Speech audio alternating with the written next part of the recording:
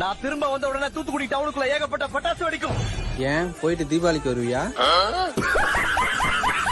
ஒரு பெண்ணிடம் 5 நிமிடம் பேசுவதால் கிடைக்கும் நன்மைகளை கேட்டால் ஆண்கள் அதிர்ந்தே போவீர்கள்.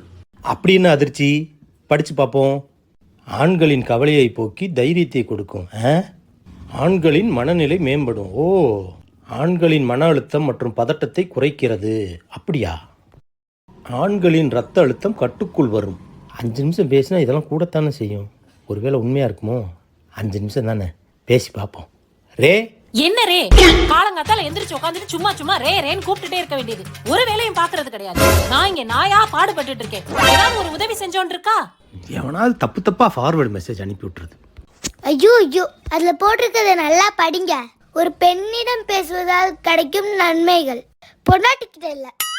அது என்னமோ உண்மைதான். பொண்ணு வேற பொண்டாட்டி வேற தான்.